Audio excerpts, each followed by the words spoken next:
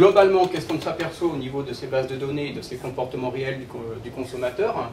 C'est que le taux de fidélité à une marque varie très peu entre les marques concurrentes. Donc au niveau de la fréquence de consommation d'achat, vous avez vu il y avait très peu d'écart sur l'ensemble des différents vins. Et c'est là exactement la même chose si on avait raisonné en marque. Ensuite, il y a une règle qui peut s'attacher au tableau que je vous ai présenté, ce qu'on appelle la règle du double péril. Alors c'est peut-être une mauvaise traduction, mais en anglais c'est un peu différent. L'idée c'est quoi? C'est que les marques qui sont importantes sont aussi achetées par plus de consommateurs, mais la différence c'est qu'ils l'achètent aussi plus souvent. Alors ça fonctionne à l'inverse pour les petites marques. Donc les marques qui ont très faible part de marché, il y a moins de consommateurs qui les achètent, mais en plus, ils les achètent moins souvent. C'est pour ça qu'on parle du double péril. En fait, les petites marques, c'est pour ça qu'on dit que les marques de petite taille sont pénalisées deux fois. D'une part parce qu'elles n'ont pas beaucoup de consommateurs, et d'autre part parce que ces consommateurs-là achètent moins souvent cette marque-là. Et c'est bien le problème. Implication de l'ensemble pour l'ensemble de ces éléments, ou de ce premier aperçu, si je puis dire, c'est que vous ne pouvez pas doubler la fréquence de consommation d'achat de votre vin du jour au lendemain. Donc si vous voulez augmenter votre part de marché, la seule solution, sur le court terme en tout cas, c'est d'arriver à augmenter le taux de pénétration. Et donc pour augmenter le taux de pénétration, ça veut dire élargir en quelque sorte les lieux où votre vin va être disponible. Vous pouvez être à 90% des cavistes, ça fait une grande différence d'être comparé à être dans 90% des supermarchés. Donc la taille ou effectivement l'assiette de consommateur qui va être dans le magasin est aussi importante. Et donc une question à laquelle on a commencé un petit peu à réfléchir avec Larry Lokshin, donc qui travaille au Wine Marketing Group, c'est un petit peu quelle doit être votre couverture, la couverture au niveau de vos produits. Et ça pour le moment on a, alors peut-être que je me trompe complètement, mais on n'a pas beaucoup d'éléments de réponse là-dessus. Est-ce que vous devez vendre votre vin au niveau local, au niveau régional, au niveau national? Est-ce que vous devez exporter? Si vous êtes au niveau national, est-ce que vous devez être dans tous les supermarchés? Est-ce que vous devez être seulement à Paris, etc. Donc c'est un petit peu cette question-là. Quelle doit être votre couverture de marché? Alors bien évidemment, c'est sous contrainte.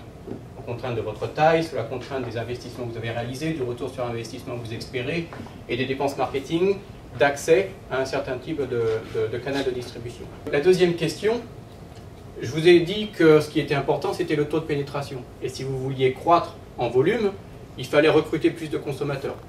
Donc le problème, c'est comment est-ce qu'on fait pour recruter des consommateurs très occasionnels. Donc ceux qui consomment du vin une fois par an, comment est-ce que vous pouvez arriver à les convaincre à consommer 2 fois? Ceux qui consomment 2 fois, 3 fois, etc. Comment est-ce qu'on fait pour recruter de nouveaux consommateurs de vin?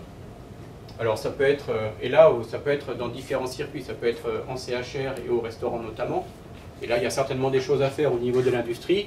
Par exemple, que le verre au vin soit disponible beaucoup plus facilement au niveau des menus, c'est important. J'avais un cours avec les masters tout à l'heure, c'est un élément qu'on a discuté. Si je ne suis pas consommateur de vin au restaurant, il y a de très fortes chances que je ne consulte pas le menu de vin. Donc ça veut dire que si les vins disponibles ne sont pas associés au menu alimentaire, ou des plats qui sont proposés, c'est clair que vous n'allez pas encourager un non-consommateur de vin à en choisir un. Pardon, on a vu le taux de pénétration, donc maintenant nous allons voir un autre concept clé qui est la duplication d'achat. Alors, de manière très simplifiée, qu'est-ce que la duplication d'achat?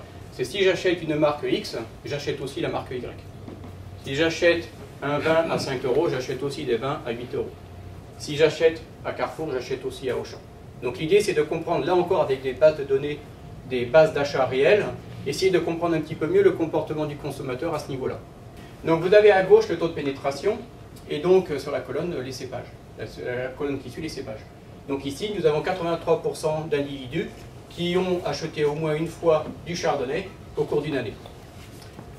Et donc on va croiser ces informations avec en ligne encore tous ces cépages. Alors qu'est-ce que ça nous dit maintenant? Ça nous dit que sur les 83% des consommateurs qui ont acheté du chardonnay, 76% ont aussi acheté du Shiraz. Sur ces 83%, pour prendre la colonne de droite complètement, 28% ont aussi acheté du Pinot Noir. Donc si on prend l'exemple du Sauvignon Blanc ici, l'idée c'est quoi? C'est que sur les 46% de consommateurs qui ont acheté un Sauvignon Blanc, 90% ont aussi acheté du Chardonnay. 82% ont acheté du Shiraz. Et 36% à droite ont acheté du Pinot Noir. Donc qu'est-ce que cela signifie? Ça signifie que les consommateurs, par exemple de Sauvignon Blanc, ils vont aussi acheter principalement ce qui est le plus ce qui est acheté le plus au niveau du cépage. Donc si le cépage le plus acheté, ou en tout cas où le taux de pénétration le plus important, c'est le chardonnay, il est tout à fait normal de retrouver que dans les consommateurs de Sauvignon blanc, la très grande majorité consomme aussi du chardonnay.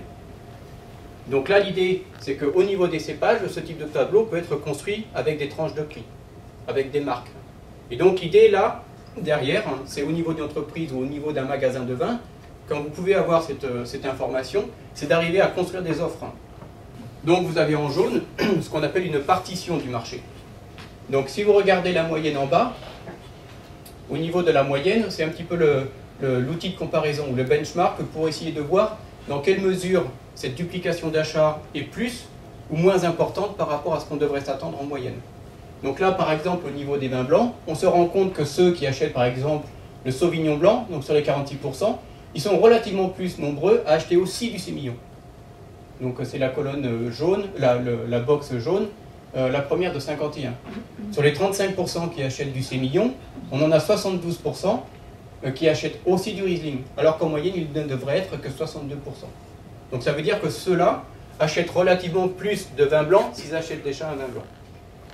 Donc au niveau d'une offre, au niveau du magasin, si jamais vous deviez avoir du Sauvignon blanc au niveau de votre offre, mettez plutôt du sémillon aussi, par exemple. C'est un petit peu l'idée, pour simplifier.